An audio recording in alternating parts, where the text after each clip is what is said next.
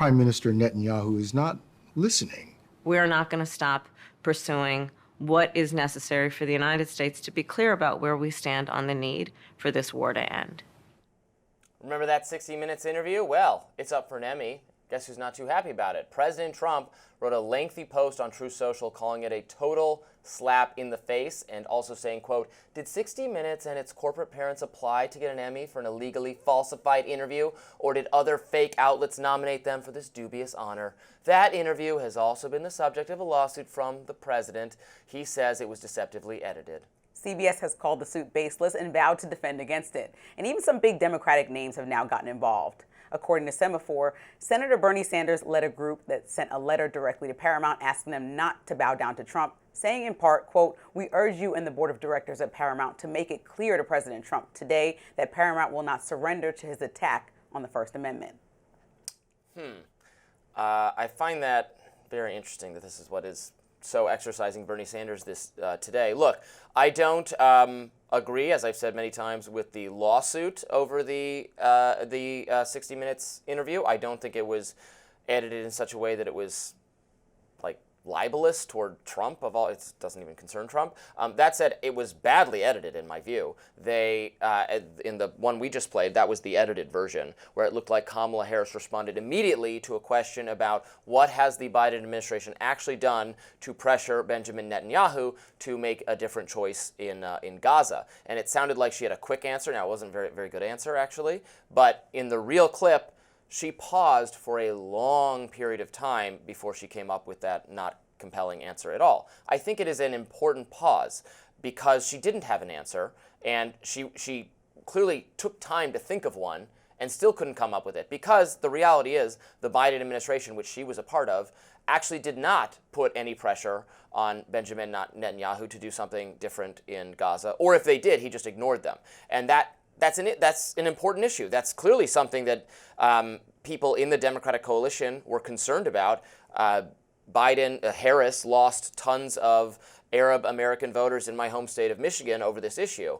So I think it was consequential that that she didn't have an answer, that they covered for her not having an answer, and it's going to win an Emmy. I do think that's a slap in the face. I agree with Donald Trump completely on that aspect of it. I disagree completely, and I think that a pause in a moment doesn't mean that someone doesn't have an answer, because we cannot get in the brain of someone. We actually don't know what that means. She provided an answer, and if they got to it quicker, 60 Minutes might have a 10-minute block. You know how blocking in shows work. That's when you have to get in and out. But not to get people into the weeds of what they didn't ask to get in the weeds of. Well, I think it's worth being in the weeds here. I think that Trump is interesting. His Truth Social post said, this is a threat to the truth.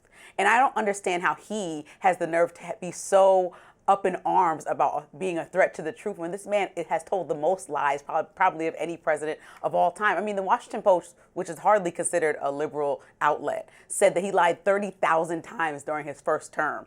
That's an average of 21 times a day. Okay, over a term. So how can you have the nerve and the gall to say that you think that they are lying by cutting out a breath when you actually make things up, most recent as yesterday, saying that, we are having conversations with China, and China is saying we haven't had one. They're having their first one in Switzerland, I think today or tomorrow. So he just makes things up. He acts like there's ongoing conversations with China while we're in the middle of trying to figure out our finances. This man just makes stuff up often, and he's mad about a breath of air that Kamala took. Kamala Harris just makes stuff up. Again, there was no answer. I mean, tell me what the answer was. Point me to the example where the Biden administration said, but her do not take this action, and Netanyahu... You still feel like her answer was unsatisfactory, so the point is, how did it change the interview? How is it worth a lawsuit? How is it worth so much commotion? I didn't say it's worth a lawsuit. I don't think it's worth a lawsuit. It's not worth even the commotion. I don't think it's worth an award. They botched the edit of an interview to go softer on Kamala Harris, and they're being awarded for it. This speaks to what I said earlier this week about the Pulitzers, that there's no prize for that really fantastic reporting, exposing for all the world to see that Joe Biden is not mentally competent to finish out his term, let alone be president for another 4 years. There's no reporting to award on that because no one did any. But you can't get mad because you don't win the prize. Like, this is what a non-objective group, there's a group of people that choose based on certain standards. So if the editing is really down to the meticulous way that the colors were put in there and the editors put everything, the colorists spent their time, these are hardworking people that did a great job on the edit in their humble opinion. And so Trump has no say over this. He can't control everything. If it doesn't go Trump's way, it goes no way. That's not how life goes. And you should have learned that around 5. The interview itself was fine. The way it was conducted was fine. The editing of it softened Kamala Harris. And we now know, I don't think I'm a conspiracy theorist for wondering if there was not a deliberate attempt by the mainstream media at so many different levels to cover for the deficiencies of Biden and Harris for fear of reelecting Trump.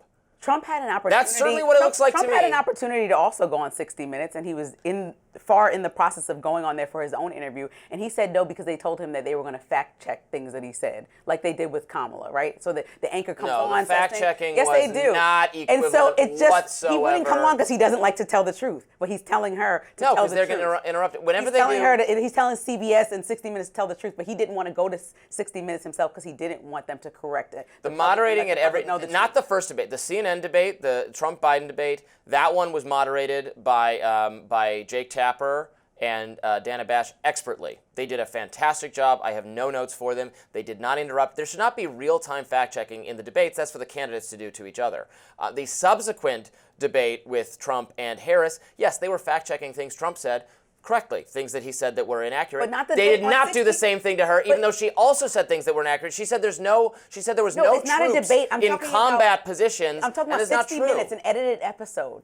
Yeah. They're going to edit it, and they're going to tell you if he said a lie, and that should be appropriate. They edited it badly. I can't believe you wouldn't throw in the towel on that one. It was badly. I wasn't saying it should be sued over. I'm just saying it was badly edited and doesn't deserve an award. All right, we got to get out of this one. Up next, a couple of Trump supporters say they've received death threats after voting for the president, and they're fighting back.